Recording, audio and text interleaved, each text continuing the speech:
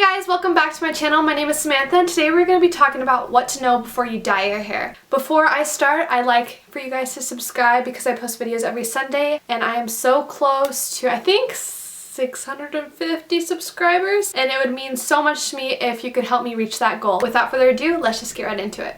The first thing you should know is that if you have brunette hair, you have to bleach your hair before you can dye it. Naturally, our hair grabs onto colors if our hair is lighter, so if you have darker hair, it's not going to be as visible. Number two, if you are brunette and you're bleaching your hair, it can hurt, especially if it's at the scalp of your hair. It's not a whole lot of pain. Sometimes it can vary depending on how tender your head is and how sensitive you are to pain, and it has like a burning type of sensation. Next is when you are dyeing your hair, it takes a lot of waiting. By the time you're done, it's like been 4 hours. In the past, I've had my hair dyed to red orange, blue, green, black, and pink now. I'm aware of how long certain colors last. This does vary on how thick your hair is and what color hair you naturally have and how often you wash your hair. For me, red lasted about 2 months, blue lasted about a month, and green lasted a while, and it stuck in my hair for a while, and I can't remember how long it lasted. But eventually, all of the colors will strip down to blonde. If you have repeatedly dyed your hair, it will get more brittle and more fragile and more frizzy as time goes on, especially at the ends of your hair. So make sure to get trims every once in a while because your hair cannot stand so much stress. So the first time you dye your hair, ridiculous amounts of dye will come out of your hair. Don't worry, you're not gonna lose all of your dye. I remember dyeing my hair blue for the first time, and I remember looking down, it looked like I had strangled a Smurf or something. Your hair bleeds a lot the first time you wash your hair. Speaking of which, when you dye your hair, make sure you dye it in cold water. That way your hair stays the same for a longer amount of time. The first week of your hair, you will lose the most amount of color, but it will still be very vibrant. Before I dyed my hair, I thought that your hair is going to smell after you dye your hair,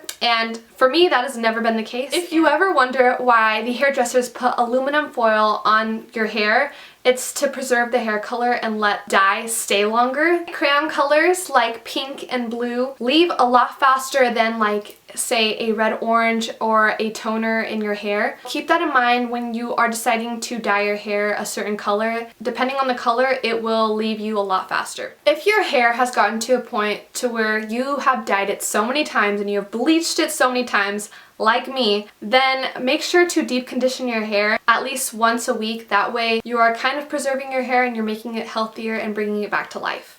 Overall, the thicker and darker your hair is, the harder and the longer it's going to take to dye. Unfortunately, I have that problem, but if you have thinner, blonder hair, then good for you. Dyeing your hair will be a lot easier for you. It's one of the best decisions I've ever made regarding my beauty choices, so if you are considering dyeing your hair, definitely do it. I recommend everybody to do it. That's all I have for you guys today. I hope you guys enjoyed this video. I hope it helped you or gave you some sort of information. If you have any weird dye stories or anything that you want to comment on, then please comment that down below. And I love all of you for subscribing and watching me every Sunday. I'll see you guys next Sunday, and yeah, bye!